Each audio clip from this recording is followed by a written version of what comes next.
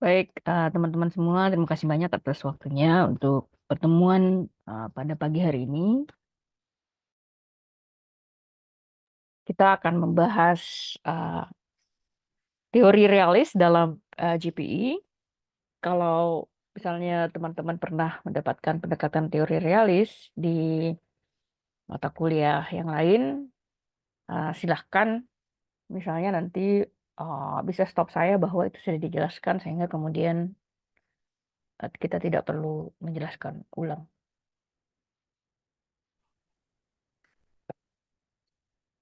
Baik, nah realis. Saya yakin sebagian besar dari kalian sudah pasti tahu apa itu realis. Tetapi mungkin ada beberapa hal pendalaman yang perlu kita lihat dari perspektif GPI, dari perspektif GPI. Teman-teman, eh, tentu di beberapa pertemuan sebelumnya kita sudah membahas beberapa pendekatan teori seperti eh, liberalisme, kemudian classical political economy. Kita juga bicara tentang Marxisme, feminisme, konstruktivisme. Jadi sudah terdapat beberapa pendekatan yang kita sudah bahas secara bertahap. Nah, umbrella teori berikutnya adalah, atau payung teori berikutnya, atau biasa disebut dengan paradigma teori berikutnya adalah realis. Nah, kalau kita lihat, bentar ya, kalau kita lihat realis approaches yang pada bagian atas itu, jadi pendekatan realis itu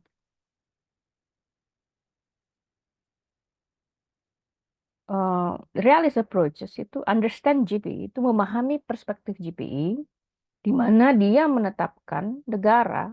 Jadi dia menetapkan negara sebagai pemain utama atau negara yang memiliki peran utama dan aktivitas utama, ya, the central role activities of the state and the dynamic of interstate competition.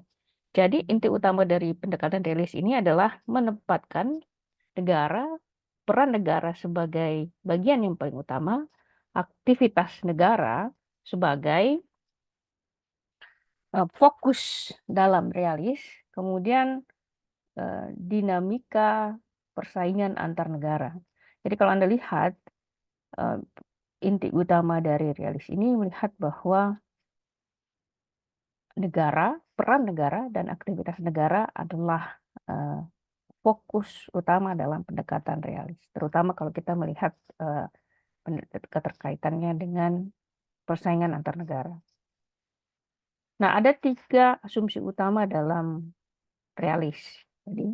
Jadi realis itu berfokus pada tiga asumsi dan premis utama. Pertama, kalau kita lihat, the state is the central actors in the international system.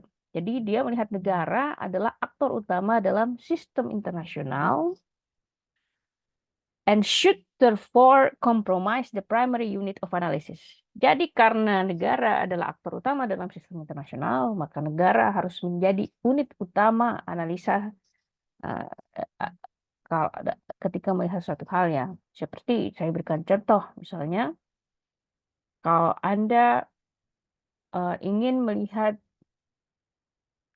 kenapa terjadi perang, maka yang dianalisa paling utama di dalam proses analisis tersebut adalah negara. Kenapa negara mengambil kebijakan tersebut? Kenapa negara berperang? Jadi kita lihat dulu negaranya. Nah, kalau kita lihat dalam perspektif contoh GPI, misalnya persaingan dagang antara uh, Amerika dengan China, dalam pendekatan realis yang harus menjadi aktor yang dianalisis pertama kali atau menjadi pusat analisis adalah negara. Misalnya kenapa Amerika mengambil pendekatan tersebut? Apa kepentingan atau national interest dari Amerika untuk kemudian melakukan perang dagang dengan Cina? Jadi pasti ada interest dari state-nya. Jadi yang kita lihat dalam pendekatan realis itu bukan aktor di luar negara, tapi negara itu sendiri. Misalnya persaingan dagang, Anda bicara tentang, let's say, MNC ya, ada perusahaan internasional di situ yang bermain.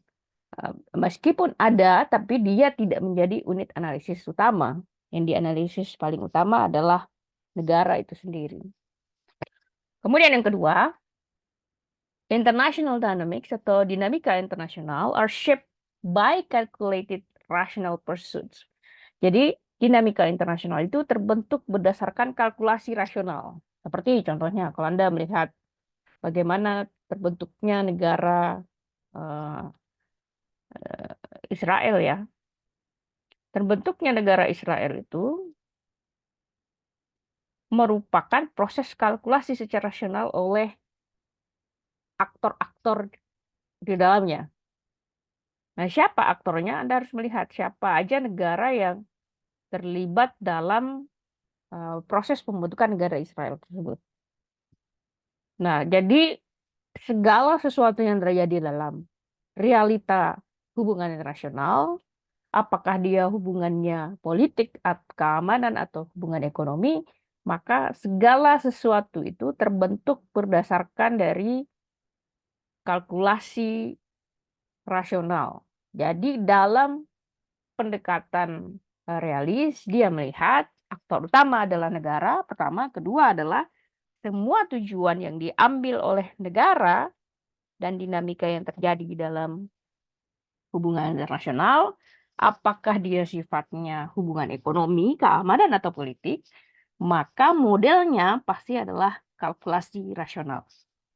Jadi kalau misalnya Anda lihat ada kejadian uh, seperti misalnya Inggris atau Australia tidak menerima imigran masuk ke negara mereka, bukan karena mereka misalnya tidak memiliki jiwa kemanusiaan, tetapi itulah pendekatan realis yang diambil oleh negara. Ada kalkulasi rasional di situ. Kalkulasi rasionalnya seperti apa? Misalnya kalau pengungsi itu masuk ke negara mereka, maka itu akan menjadi beban pajak bagi negara. Sehingga kalau kita bicara tentang untung dan ruginya, lebih banyak ruginya kalau misalnya pengungsi itu masuk ke negara mereka. Nah, itulah yang menyebabkan kenapa kemudian negara mengambil langkah sebaiknya tidak diterima di negara tersebut. Nah, kemudian jadi kembali kepada bagian kedua tadi, dinamika internasional are shaped terbentuk berdasarkan kalkulasi rasional yang disesuaikan oleh kepentingan nasional suatu negara. Jadi negara akan mengambil semua kebijakan yang didasarkan pada kepentingan nasionalnya. Dan kepentingan nasional itu merupakan hasil dari kalkulasi rasional. Jadi kalau Anda lihat ada perang, itu adalah hasil dari kalkulasi rasional negara. Tidak mungkin misalnya Rusia menyerang Ukraina tanpa ada kalkulasi rasional atau perhitungan nasional. Tidak mungkin misalnya let's say terjadi perang Vietnam atau Syria, uh, tidak mungkin Amerika menyerang Irak tanpa adanya kalkulasi yang berhubungan dengan kepentingan nasional mereka. Nah, begitupun juga dengan klub-klub ekonomi yang terbentuk, misalnya G20, kemudian kita lihat adanya misalnya seperti G7, ya, ada ASEAN, dan masih banyak lagi, itu adalah hasil dari kalkulasi rasional negara yang didasarkan pada kepentingan nasionalnya ya. Jadi apa kepentingan nasional dari negara tersebut?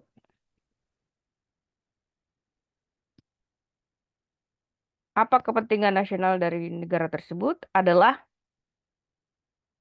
kalau dalam pendekatan realis hanya ditujukan pada dua hal, yaitu power and security.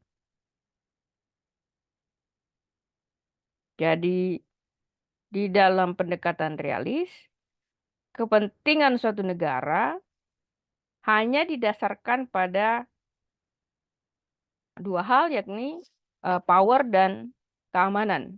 Jadi kenapa suatu negara melakukan kerjasama dengan negara lain, kenapa suatu negara menyerang negara lain, kenapa suatu negara mau eh, bergabung dengan negara lain, karena dia kepentingan nasionalnya tersebut diarus utamakan atau berdasarkan pada keinginan untuk mendapatkan power, kekuasaan, dan keamanan. Itu makanya terdapat aliansi-aliansi. Misalnya G20, apa yang mereka cari di situ? Power. Power dalam apa? Ekonomi. Nah, power dalam apa? Kalau mereka bersama, berarti kekuatan ekonomi mereka akan semakin besar. Begitu pula dengan misalnya organisasi lain seperti organisasi keamanan seperti NATO, North Atlantic Organization. Apa yang mereka inginkan dari kerjasama tersebut adalah kekuasaan dan keamanan. Jadi power can increase and guarantee security. Jadi kekuasaan itu bisa menjamin, menaikkan dan menjamin keamanan, and security dan keamanan itu ya kalau kondisinya sudah aman, help to acquire and consolidate power. Jadi kalau sudah aman dia bisa mengkonsolidasi kekuasaan. Jadi kalau misalnya Anda tidak aman, Anda tentu tidak bisa mendapat kekuasaan. Jadi harus punya kekuasaan dulu, baru kemudian Anda bisa menjamin terjadinya keamanan kan? Nah, dan keamanan tersebut kalau sudah aman, pasti akan membantu untuk mengkonsolidasi kekuasaan.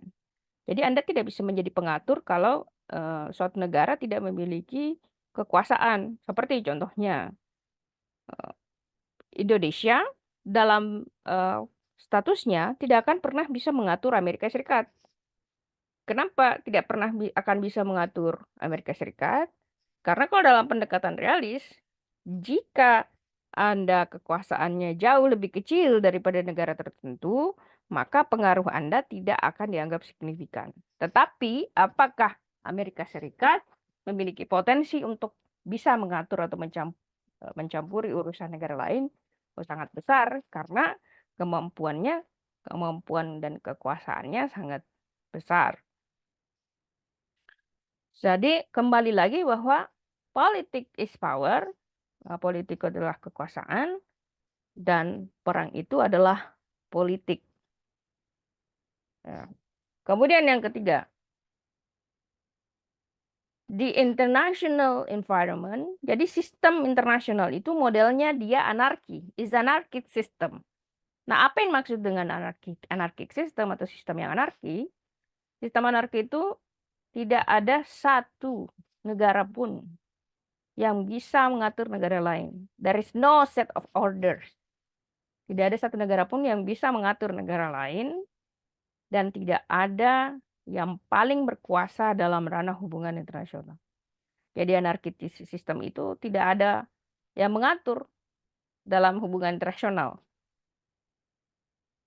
Ya beda kalau negara. Kalau negara kan ada yang mengatur adalah pemerintah. Di dalam hubungan internasional atau dalam perspektif lingkungan internasional atau environment of international, itu modelnya tuh anarki. Tidak ada satu negara pun mau diatur oleh negara lain. Dan Anda lihat misalnya kasus yang Palestina dengan Israel, itu sampai kapanpun, sampai kemudian salah satunya itu menang ya, kalau menurut pendapat saya adalah perang Palestina dan Israel itu hanya akan berhenti jika Israel mampu menguasai seluruh Palestina, atau sebaliknya, Palestina mampu menguasai seluruh Israel. Atau Israel itu sudah tidak ada. Karena tujuan utama dari Israel adalah Palestina tidak ada. Kemudian tujuan utama Palestina adalah Israel tidak ada. Nah, tidak akan ada satu negara pun yang mau tuh dari negara dia diatur oleh negara lain karena modelnya itu sistemnya anarkis. So, in which states interact and compete, jadi di mana negara berinteraksi dan berkompetisi to maximize their interest, untuk memaksimalkan kepentingan mereka. Ini siapa nih yang ribut? Mutiara.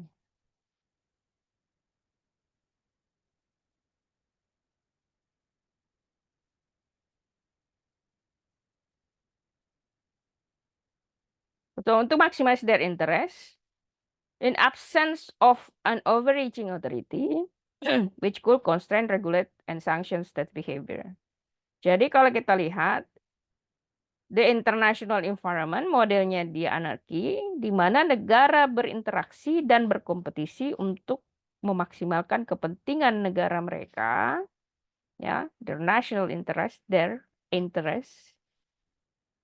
di mana the absence of authority, di mana tidak adanya otoritas yang bisa constrain, menghambat ya, meregulasi dan memberikan sanksi dari perilaku negara. Jadi kalau Anda lihat dalam pendekatan realis, UN itu, United Nations itu sebenarnya percuma.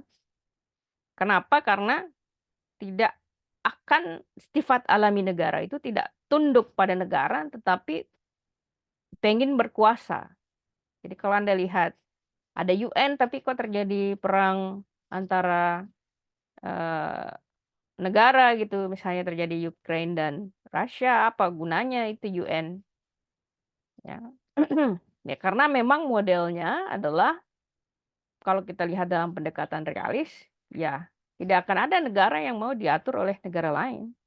Jadi tidak ada inti dari sistem anarki ini the absence of overreaching authority. Tidak ada otoritas utama yang bisa melarang suatu negara. Jadi tidak ada otoritas utama yang kemudian bisa menghambat apa yang mereka ingin lakukan, meregulasi apa yang mereka ingin lakukan, kemudian memberikan sanksi dari perilaku negara tersebut. Jadi Anda mungkin contoh sederhananya adalah selama ini Amerika Serikat banyak sekali melakukan perang, banyak sekali melakukan kejahatan perang. Tapi siapa yang mau memberikan sanksi kepada Amerika Serikat? Tidak ada, karena dia yang memiliki kekuatan paling besar.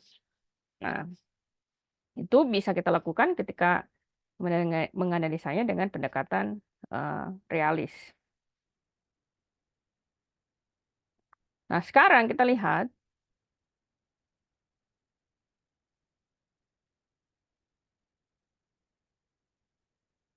an importance, a differences, however, between state-centered realism, which is the nature of states as key driver of their behavior, and system-centric realism, which focus on distribution of material capabilities among state as the key driver state behavior and national political outcomes. Jadi inti dari kalimat ini adalah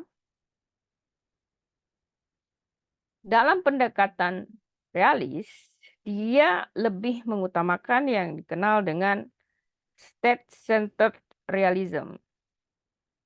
Jadi logika negara, logika suatu tindakan dalam hubungan internasional didasarkan pada logika negara yang mana melihat the nature of state, sifat alami negara, jadi sifat alami negara sebagai key driver,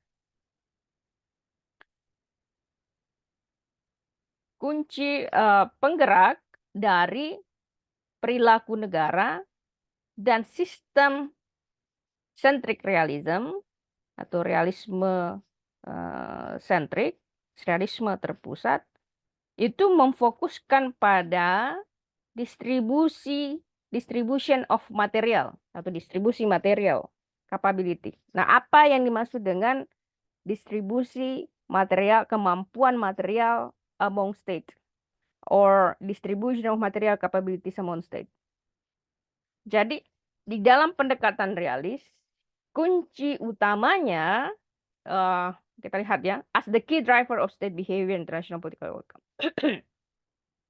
Jadi kunci utama dari melihat perilaku negara dalam pendekatan realis harus dilihat dulu. Pertama adalah sifat alami negara, kedua adalah material capability, distribution of material capability. Nah, apa yang maksud dengan material capability? Suatu negara, termasuk seperti misalnya seberapa besar kekuatan militernya. Itu kekuatan material capability ya. Seberapa besar kemampuan ekonominya, seberapa besar misalnya angkatan bersenjatanya, segala sesuatu yang kemudian mendukung negara itu menjadi negara besar. Nah, itulah yang disebut dengan material capability. Jadi semakin suatu negara itu memiliki material capability yang besar, maka dominasinya dia dalam hubungan internasional itu akan semakin besar. Anda melihat Amerika Serikat, dominasi Amerika Serikat, dia bisa mencampur tangan kepada urusan negara lain. Nah, kenapa? Karena dia memiliki kemampuan material capability-nya besar. Nah, coba Anda lihat negara-negara misalnya eh, kecil ya, kayak Vanuatu, itu negara-negara MSG, Madagaskar, negara-negara kecil atau negara-negara miskin, itu tidak akan mampu mempengaruhi ranah hubungan internasional karena material capability mereka itu tidak ada. Jadi negara kecil itu sama dengan kalau kita lihat dalam ASEAN, negara yang tidak memiliki power yang signifikan dalam ASEAN itu, atau biasanya dalam keputusan ASEAN dia hanya cuma diam dan mengikuti itu seperti misalnya Brunei Darussalam. Kenapa Brunei biasanya tidak terlalu banyak bersuara dalam ASEAN atau tidak biasanya hanya akan mengikuti keputusan itu karena material powernya kecil, negaranya kecil. Kalau Anda bilang bahwa Singapura juga kecil, kalau kita bandingkan dengan Brunei Darussalam, ya kecil Singapura, tapi dia memiliki aliansi politik yang luas, kemudian memang negaranya tergolong negara maju dengan GDP besar. Nah, kemudian dalam in the state-centric variant, ya, dalam varian centric state atau negara terpusat, national political economic elite, jadi elit-elit dalam politik nasional dan ekonomi nasional, are the main determinants, adalah determinan paling utama of the state interest shift terhadap kepentingan negara dalam merespon segala perubahan dalam international distribution of material capability, dalam distribusi kemampuan materi antar negara. Jadi kepentingan nasional suatu negara, ya, kepentingan nasional Indonesia itu dipengaruhi oleh national political and economic elite, elit-elit yang ada dalam politik dan ekonomi Indonesia. Jadi tidak dipengaruhi oleh seluruh masyarakat Indonesia. Jadi dalam pendekatan realis yang mempengaruhi kepentingan nasional adalah elitnya. Siapa elit dalam misalnya politik dan ekonomi Indonesia? Kita lihat pemerintah. Pemerintah yang mana? Pasti unit-unit lembaga negara atau aktor-aktor lembaga negara yang berada dalam pusat kekuasaan paling tinggi seperti misalnya presiden, menteri, dan sebagainya. Itulah yang akan merepresentasikan atau akan menentukan kepentingan atau perubahan kepentingan suatu negara. Jika suatu menterinya mengatakan bahwa saya pengen membuka kerjasama dengan ini, maka dia sebenarnya merepresentasikan his personal interest, his willingness dalam hubungan internasional. Namun demikian, it does not ignore, jadi dia tidak mengabaikan the importance of big actors, ya, atau pentingnya aktor-aktor besar seperti misalnya international organizations. Jadi, even though negara menjadi pusat dalam artian kalau kita pengen melihat dia merupakan pusat kajian, pusat aktor utama, negara adalah aktor utama, tapi dalam pendekatan realis tetap saja tidak mengabaikan adanya peran penting dari aktor-aktor organisasi internasional. Cuma aktor utamanya adalah negara. Sekarang kita lihat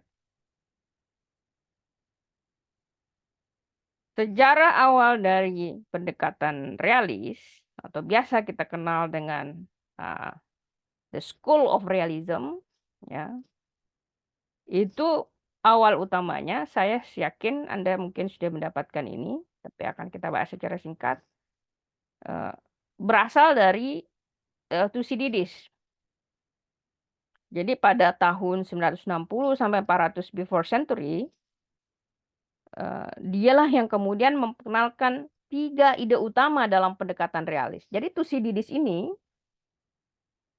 juga dikenal sebagai bapaknya realis, the father of realis.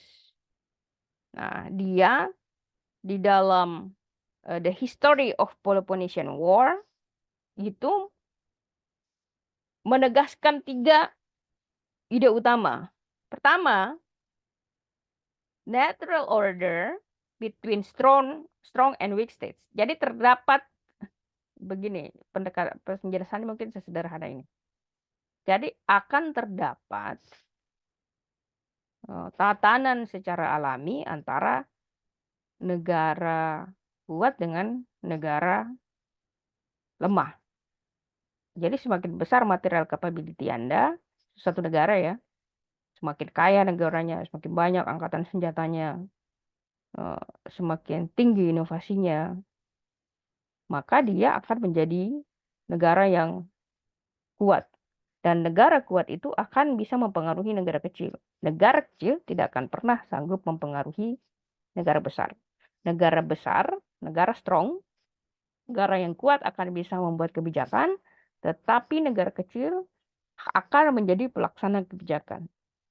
Nah, kemudian wisdom and common sense, kebijaksanaan dan logika umum itu berbeda. Wisdom and common sense berbeda dari private morality and principle of justice. Itu berbeda dengan moralitas pribadi dengan prinsip keadilan. Ini menjelaskannya seperti ini. Anda kalau melihat pengungsi Rohingya, kalau mungkin itu terjadi, misalnya dia mengungsi ke negara lain,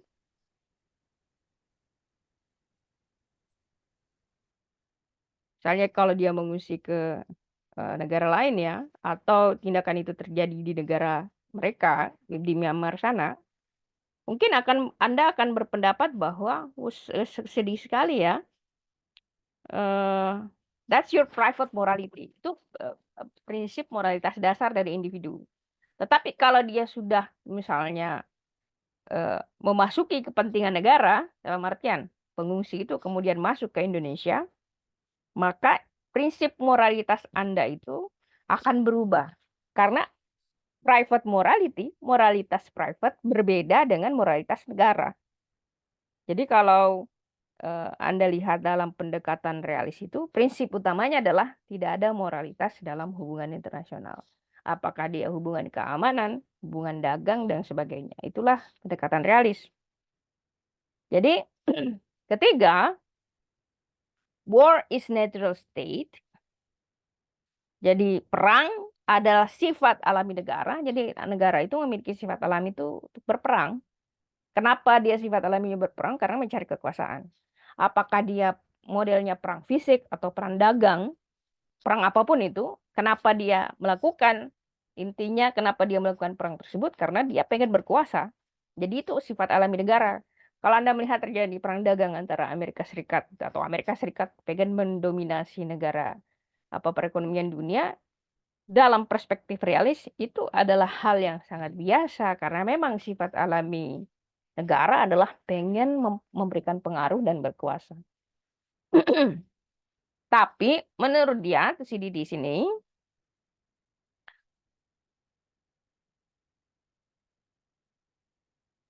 perang, should be after the security. War is natural state, but should be enjoyed after the security is achieved. Jadi kalau misalnya dalam perspektif negara sifat alaminya mencari kekuasaan, dan kekuasaan itu merupakan cara memperolehnya seperti perang, maka kemudian dia hanya bisa dinikmati setelah perang itu selesai. Jadi kalau dalam statementnya dia should be enjoyed, hanya bisa dinikmati, should be ya, akan hanya bisa dinikmati seharusnya bisa dinikmati setelah security is achieved, keamanan bisa diperoleh. Nah, kita lihat, itulah 3 prinsip utama dari pendekatan Thucydides. Berikutnya kita lihat dalam classical realism. Jadi kalau kita tadi bicara tentang the father of realism is Thucydides, kita berbicara tentang pendekatan realis tempo dulu banget. Nah, sekarang kita setelah adanya fase Thucydides, ya, kalau Thucydides itu di 460 sampai 400 before century, maka kita kemudian pindah pada pendekatan fase berikutnya, yaitu fase klasikal realisme. Jadi sebelum klasikal realisme ada pendekatan yang dikenal dengan pendekatan awal atau pengenalan awal tentang realisme yang diperkenalkan oleh Thucydides.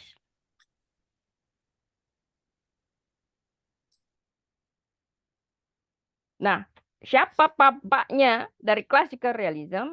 Namanya adalah Niccolo Machiavelli. Nah, Niccolo Machiavelli ini itu merupakan pakar perang. Nah, bukunya seperti The Art of War atau Seni Perang. Kemudian kita lihat juga bukunya The Prince, ya. Dan silakan baca bukunya The Book of Military Strategy, itu pendekatannya The Art of War by Kunze. Kemudian Clausewitz on War, ini adalah kalau misalnya Anda orang-orang yang tertarik dengan security study, bacalah buku ini. Karena kalau Anda lebih memiliki ketertarikan dengan filosofi security study, maka Anda biasanya harus hatam dengan pendekatan realis. Karena kalau GPE, realis itu bisa dipakai tapi tidak dominan. Kalau HI itu, hubungan internasional itu, yang sangat dominan teori yang dipakai adalah pendekatan realis. Kalau GPE itu kurang dominan, kita pakai pendekatan realis. Meskipun juga bisa dipakai, tapi yang lebih dominan itu 2 pendekatan utama dalam GPE, yakni konstruktivisme dan pendekatan liberalisme dalam kalau kita pakai dalam perspektif GPE.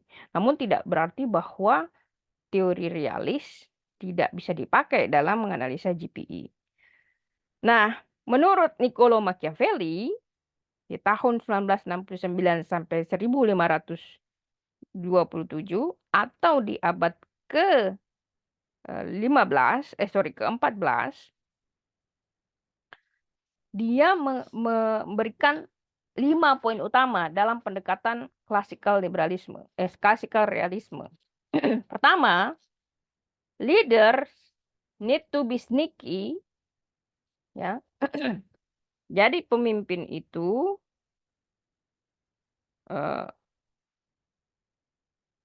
harus licik,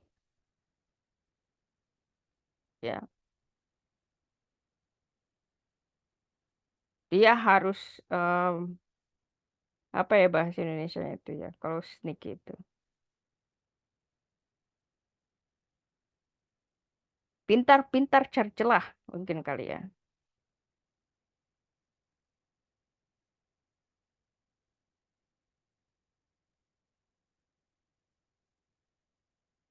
Kemudian sly. Kalau licik, kalau sly ini dia liciknya itu licik apa ya? Licik kotor, ya. Kalau sneaky itu dia tidak mesti harus intentionnya jahat, tapi dia bisa mencari celah gitu. Ketika dia pengen pursue their national interest. Sly, kemudian ruthless, ya. Ruthless itu dia bisa kejam.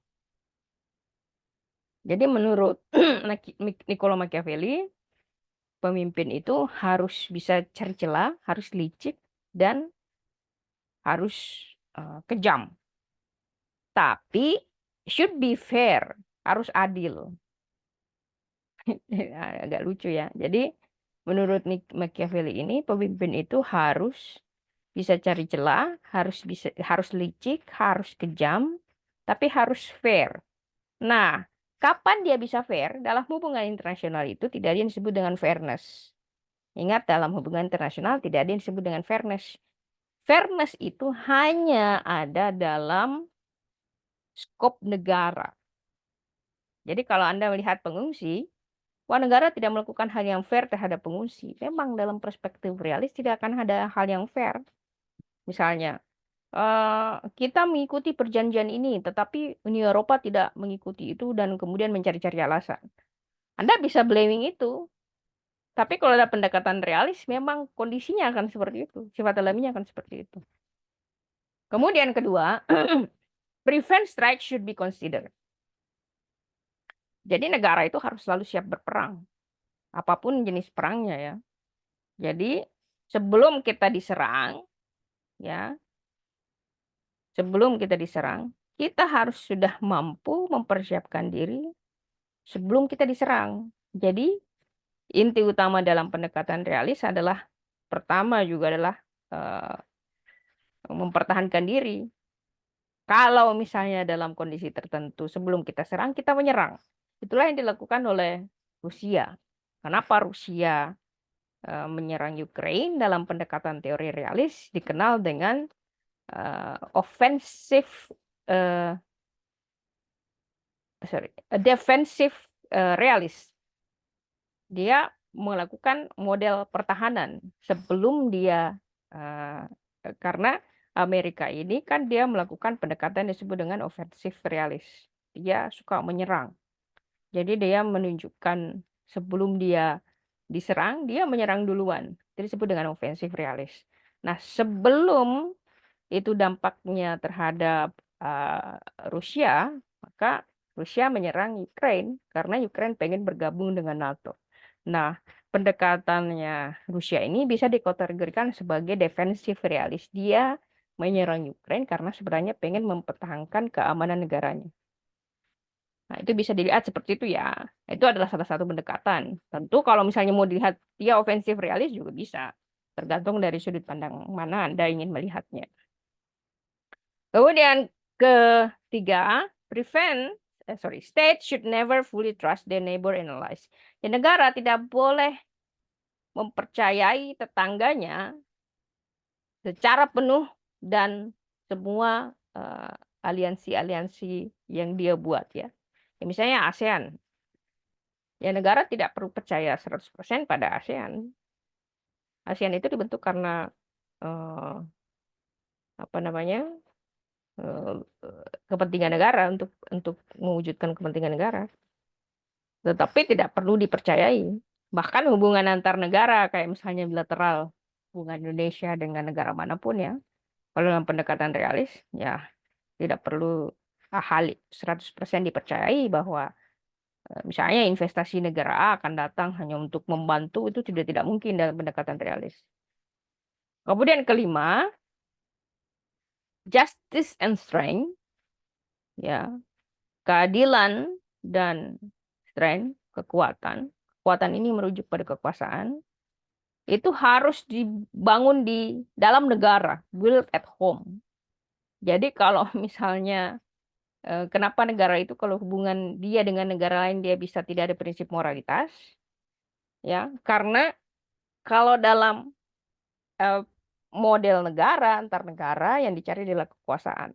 Tetapi kalau misalnya dia di dalam negaranya, tentu dia harus memberikan rasa keadilan. Karena dengan orang merasa adil, tentu eh, dia mendapatkan support, negara mendapatkan dukungan dari masyarakat. Sehingga dia mendapatkan kekuasaan dari di dalam negaranya tersebut. Bayangkan kalau misalnya suatu negara tidak memberikan rasa keadilan kepada masyarakatnya. Tentu terjadi pemberontakan dalam negara tersebut. Ya kita lihat banyak terjadi di negara Timur Tengah, modelnya seperti itu. Sekarang kita lihat ya.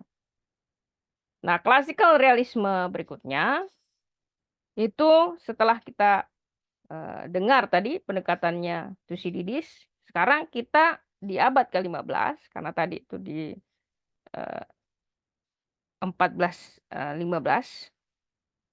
sekarang di abad ke-15, 1600-an, itu muncul eh, pemikir baru, seperti misalnya Thomas Hobbes, yang kita kenal dengan Hobbesian perspektif. Nah, Thomas Hobbes ini menulis buku yang disebut dengan Leviathan.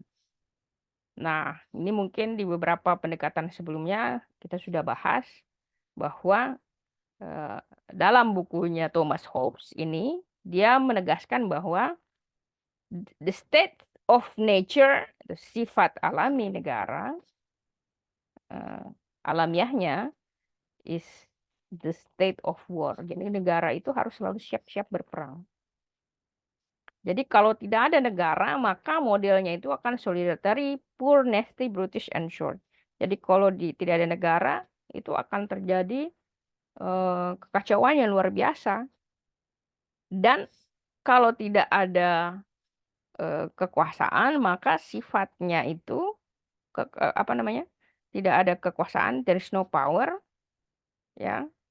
Sifatnya tidak ada negara, maka eh, kekuasaan itu tidak akan berlangsung lama. Kemudian, sovereign state, kedaulatan negara, provided security from state of nature. Jadi negara itu secara sifat alaminya memang memberikan eh, eh, keamanannya, dan keamanan itu hanya bisa diberikan kalau misalnya ada kedaulatan.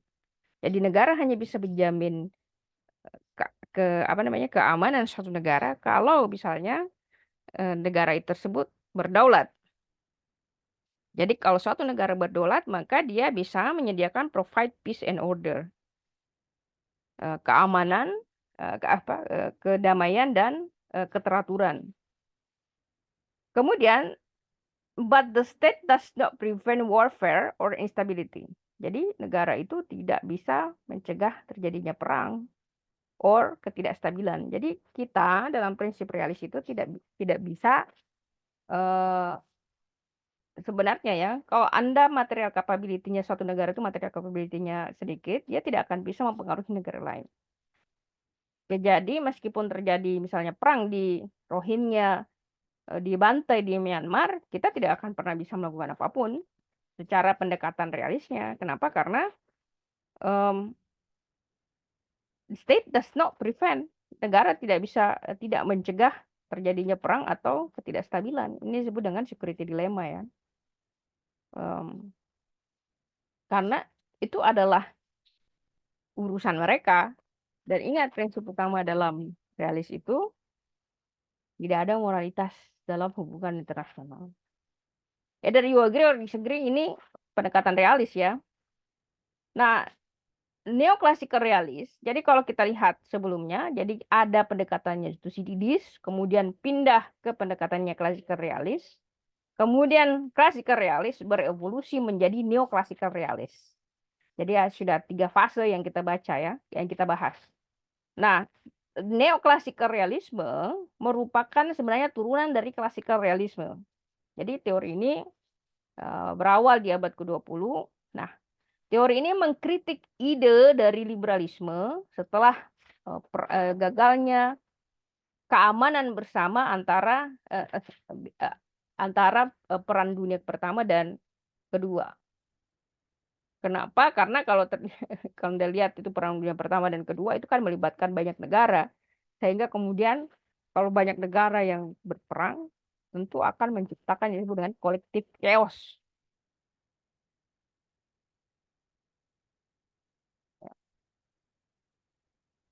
Kerusakan secara bersama ya. Kemudian dia juga teori ini, neoclassical realist, re-examine the idea of basic premises of classical realism. Dia mengetes ulang ya, atau membahas ulang ide utama dari classical realisme. Nah, apa tadi classical realisme? Ide utama classical realisme itu yang kita bahas di pendekatannya Machiavelli, kemudian Hobbesian perspective. Jadi, kalau kita lihat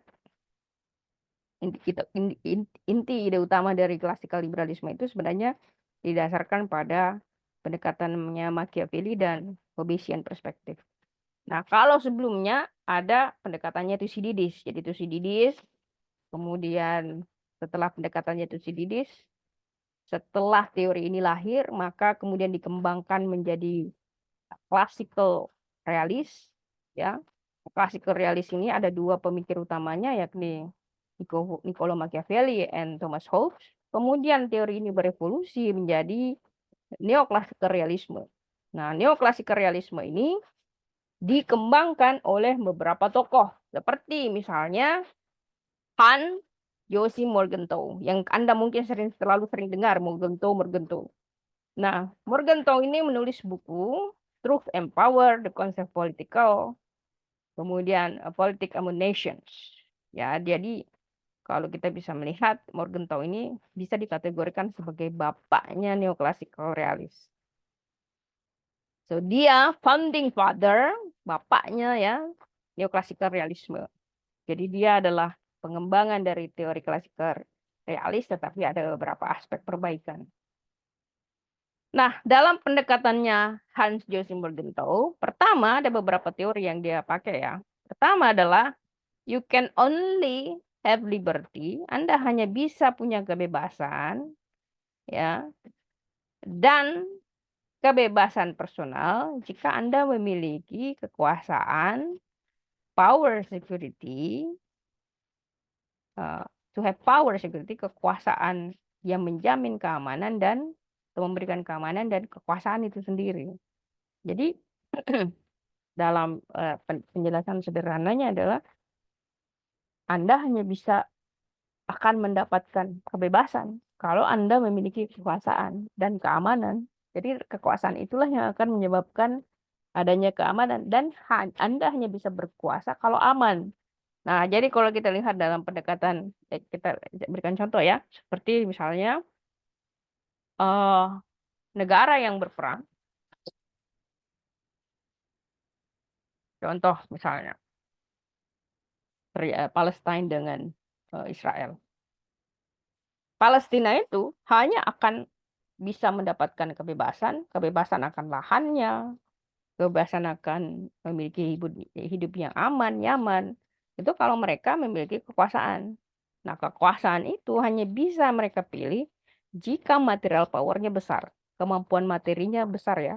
Nah, kalau kita bandingkan misalnya Palestina dengan Israel, material capability dari Israel jauh lebih besar dari material capability yang dimiliki oleh Palestina. Sehingga kalau kita baca dalam landscape pendekatan realis, sangat tidak mungkin atau sangat kecil kemungkinan Palestina itu bisa menang. Karena dia tidak mendapatkan dukungan material power dari negara lain. Sementara kalau kita lihat Israel, dia mendapatkan material power atau dukungan dari negara-negara besar seperti Amerika Serikat, Inggris, bahkan NATO menjadi bagian paling besar dalam dukungan Israel tersebut, dukungan ke Israel. Kemudian yang kedua, you should take care yourself because others will not. Jadi Anda harus bisa menjaga diri sendiri karena orang lain tidak akan peduli pada Anda. Jadi kalau dalam lanskap misalnya Anda lihat tuh, kenapa Uni Eropa sebenarnya memban atau melarang ekspor CPO sawit Indonesia ke Eropa? Apakah karena alasan utamanya karena eh, apa namanya? Kan mereka membannya itu alasannya karena Indonesia menggunakan membabat lahan hutan untuk dijadikan sebagai lahan sawit. Kalau pendekatan realis dilihat apakah betul itu alasannya, sudah hampir pasti dijawab bahwa bukan itu alasan utamanya. Jadi kalau kita lihat kita gunakan pendekatan realis, alasan utama kenapa Uni Eropa memban sawit Indonesia itu disebabkan karena mereka punya industri biofuel. Jadi kan sawit itu juga bisa dipakai untuk sebagai biofuel.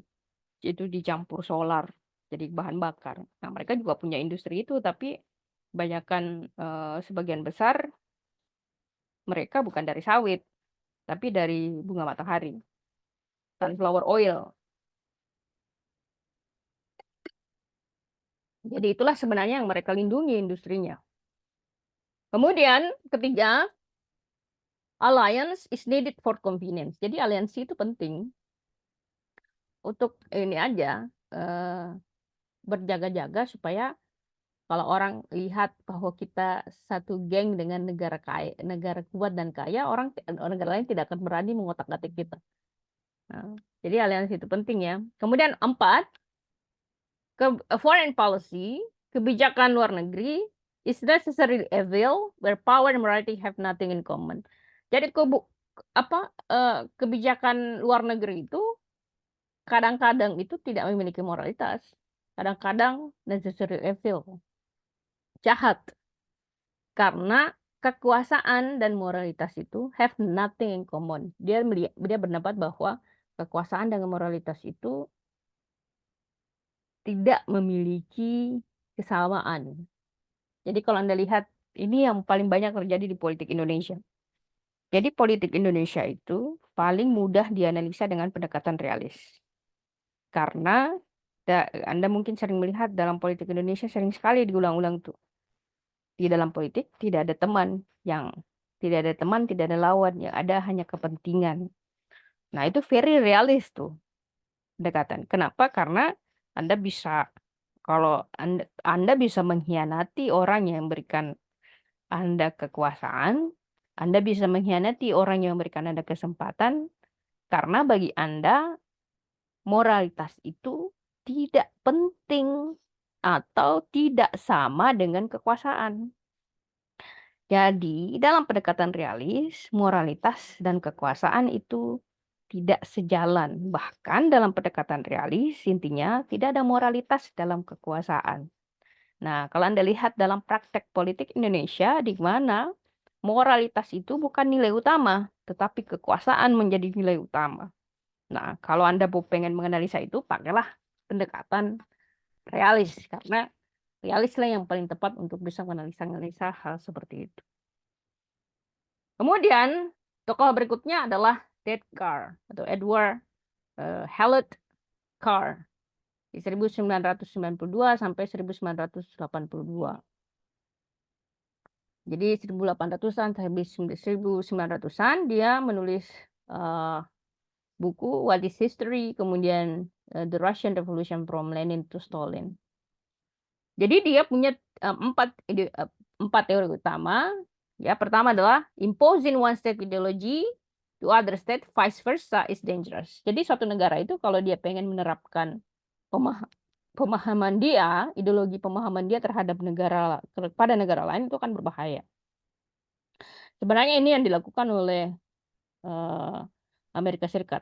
Jadi Amerika Serikat itu kan berpendapat bahwa sistem negara terbaik di dunia itu adalah demokrasi. Jadi semua yang tidak demokrasi itu buruk sistemnya. Jadi dia ketika kemudian melihat negara yang tidak demokratik, dia pasti kritik. Wah, Saudi Arabia is undemocratic. Gitu. So what kalau tidak demokratik? Toh mereka sejahtera aja. Apa yang mereka lakukan di menyerang negara-negara seperti Irak, Afghanistan, karena untuk kepentingan Amerika Serikat yang tidak jelas itu, dan menuduh mereka menjadi negara yang tidak demokrasi, dan Amerika datang untuk memberikan demokrasi ke sana, hasilnya apa? Irak jatuh, hancur negaranya habis-habisan. Jadi Amerika tidak memberikan demokrasi kepada mereka, tetapi untuk kekuasaannya dia saja, hegemoni kekuasaannya dia. Jadi ketika kemudian satu negara memaksakan ideologi itu, dia memaksakan ideologi demokrasinya kepada suatu negara, maka dia akan menjadi hal yang luar biasa. Indonesia dalam hal ini selalu dikritik, setiap kurang demokratik saja dikritik. Undemokrasi. Tapi kan pertanyaan utamanya adalah, toh banyak di dunia ini yang sistemnya itu tidak demokrasi tapi sejahtera aja. Ada juga yang demokrasi tapi miskin banget. Jadi tergantung, there is no perfect system government. Tidak ada sistem pemerintahan yang sempurna. Kemudian kedua, cynicism of League of Nations.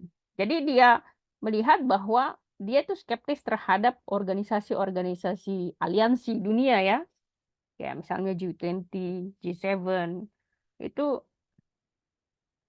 menurut dia itu useless, tidak penting. Bahkan karena dia melihat bahwa ini kenapa mereka bergabung nih, apa maksud utamanya ada ini. Jadi dia tidak terlalu percaya ya. Kemudian tiga, hypocrisy of Western democracy. Dia melihat em,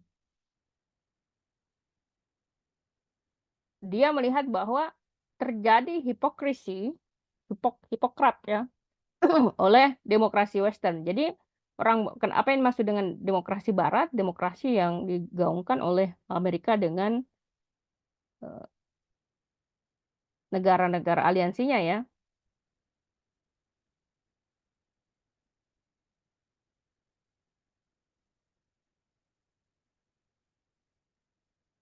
Nah,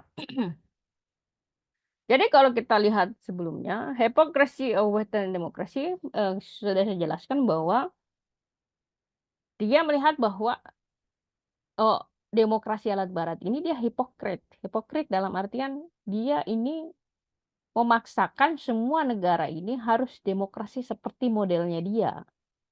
Gitu. Dia merasa bahwa demokrasi ala Amerika Serikat itulah yang terbaik.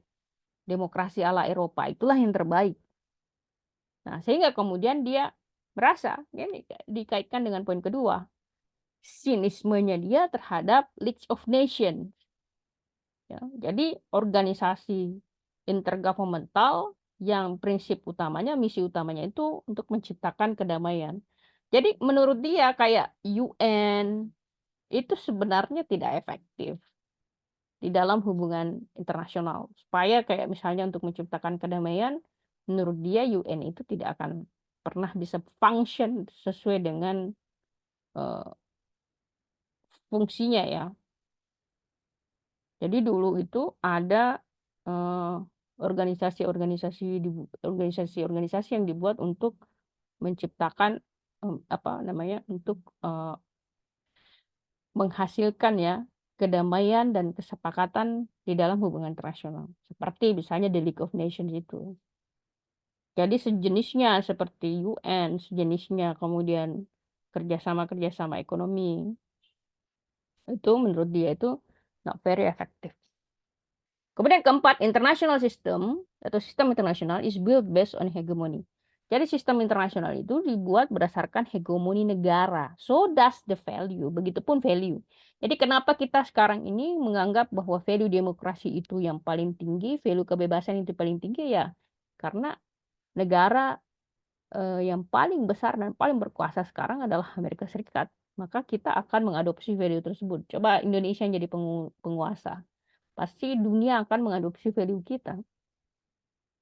So, karena di dalam eh, teori hegemoni itu, ya, apa yang bagus buat saya, bagus pasti buat Anda, gitu. Jadi, negara negara kaya itu, negara kaya, negara besar itu yang memiliki material capabilities akan selalu menjadi rujukan dan akan selalu menjadi idola ya. Kemudian berikutnya tokohnya adalah Kenneth Waltz. 1924 sampai 2013. Jadi dia ini menulis buku seperti Theory of International Politics, kemudian the State and War, a Theoretical Analysis. Jadi Keynes ini adalah satu-satunya tokoh dalam dalam neorealisme yang menyediakan to provide a scientific explanation of international system. Dialah satu-satunya scholars, akademisi yang kemudian menjelaskan secara saintifik sistem internasional dan unit-unit analisis yang termasuk di dalamnya adalah sistemik.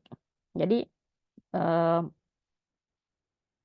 sistemik, state, and individual. Jadi unit-unit analisis dalam realisme itu ada tiga menurut Kenneth Waltz. Jadi kalau saya tanya nanti sebutkan unit analisis dalam realisme menurut Kenneth Waltz, Anda jelaskan systemic, state, and individual. Jadi the realm of anarchy force state to act in certain way. Jadi sistem hubungan internasional yang sifatnya anarki ini memaksa negara untuk mengambil sikap sedemikian rupa. Kemudian ketiga, The action of states force leaders to act in certain ways. Jadi aksi negara memaksa pemimpin untuk mengambil sikap tertentu. Nah, itu menurut pendapatnya Kenneth Waltz. Kita lihat. Nah, menurut Kenneth Waltz, dia kemudian melihat mendasarkan pada systemic state individual ini, dia membuat pengkategorian negara, yakni hierarchy of state influence dalam GPE. Jadi kalau kita lihat ada pembagian, ada yang masuk negara mikro atau micro states, ada yang disebut dengan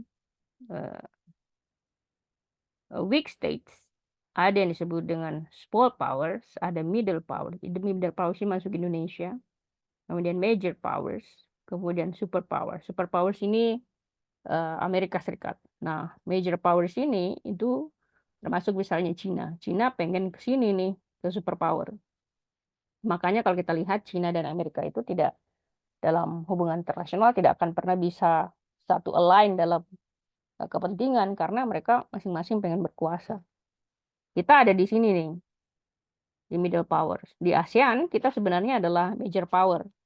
Tetapi kalau kita lihat dalam landscape internasional, kita adalah middle power. Nah, semakin besar kekuasaan, semakin ke sini kekuasaan, maka semakin besar kemampuan Anda untuk mengambil kebijakan, untuk membuat kebijakan. Nah, semakin Anda kecil, Anda adalah, saya semakin kecil negaranya, ya misalnya negara-negara Vanuatu, Fiji, ya Brunei Darussalam, Timor Leste, itu dia tidak akan mampu membuat kebijakan, tapi dia akan menjadi policy takers dalam hubungan internasional. Kalau kita lihat bagaimana perjuangan Timor Leste masuk di ASEAN, itu sebenarnya wajar kalau dia struggling seperti itu, karena dia negara kecil. Nah, cara dia supaya dia menjadi negara besar dan terlindungi, dia harus membuka aliansi dengan negara besar. Sehingga kekuasaannya yang kecil itu menjadi kelihatan besar karena dia mendekat sama negara-negara besar. Nah, itu sebabnya eh, keikutsertaan Timor Leste dalam ASEAN, kalau dalam perspektif eh, kajian ASEAN ya, itu sangat penting buat Timor Leste. Dia dengan masuk dengan ASEAN, dia akan mendapatkan benefit yang luar biasa. Tetapi nanti kalau dia bergabung, suaranya itu tidak akan signifikan karena dia negara kecil dalam perspektif ASEAN. Ya justru sebenarnya negara yang memiliki kemampuan mengambil kebijakan dalam ASEAN itu adalah Indonesia karena dia masuk negara major powers dalam perspektif ASEAN. Nah,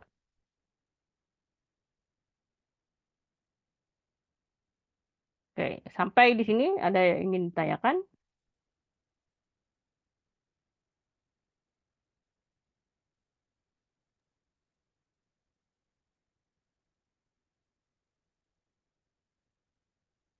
Ada yang ingin ditanyakan? Kalau tidak ada, materinya sudah sampai di sini. Kita masih ada satu kali pertemuan eh, minggu depan. Ada yang ditanyakan? Jika tidak ada, kita cukupkan pertemuan hari ini sampai di sini. Sampai ketemu di sesi pertemuan berikutnya. Selamat pagi dan have a very good holiday and Merry Christmas. Merry Christmas everyone. Bye. Terima kasih, Miss. Terima kasih, Miss.